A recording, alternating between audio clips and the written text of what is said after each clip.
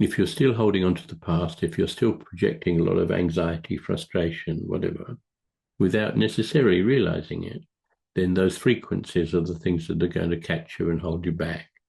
So many stories in different, myths and different stories from different ages talk about this as well, about the need to embrace as much of the shadow and accept as much as you can, not trying to get it fixed all the time, not trying to change it.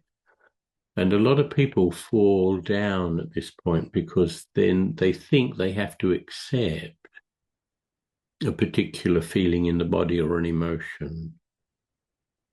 They don't really recognize that they have to accept all aspects of themselves as well, the good, the bad, and the ugly. You have to accept when you notice you're judging yourself or another, you accept that. Don't try and understand why. You don't rationalize. Don't go into a history lesson. You just notice, oh, there was judgment. And the same with blame. If you blame yourself or another, you notice when you do it, and it may be within 30 seconds, it may take you bloody 30 years, but sooner or later, you're going to notice that you're doing this. And you say, oh, that was blame. Don't do anything about it. Don't beat yourself up. Don't chastise yourself because you blamed self or others. Just notice it was blame. This is probably one of the most fundamental aspects that people miss out on when they're clearing, because they tend to clear on more tangible aspects, which is the best way to start, of course. But if you've been doing it for a while, you should be able to move into noticing thoughts really quickly and stop giving energy to the thought.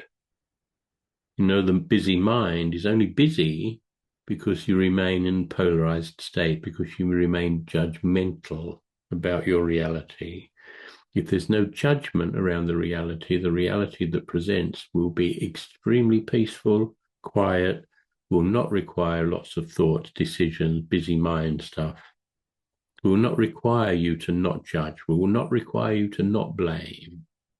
Those things will just not arise if you don't put them into the sea of consciousness, into the soup, into the web of Indra, into whatever you want to call it.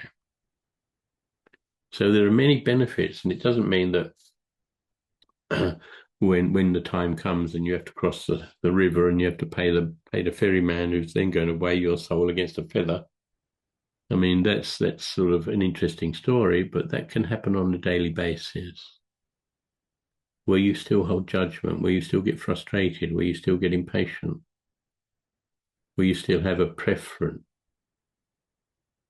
Now, it's easy to understand why one would have a preference when you live in a polarized state, because you're looking at situations that you personally have a judgment around. But why do those situations show up in your reality? They show up because you have judgment around them. That's what's creating those situations to present in your awareness. If you had no judgment, they just wouldn't show up. If they don't show up, there's nothing to be done about them, of course. So there's a huge amount of energy wasted in trying to deal with situations that you continue to give energy to and therefore perpetuate. It's crazy when you think about it.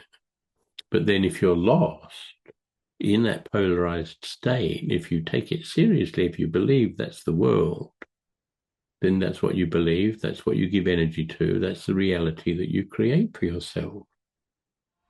And it's not about creating a different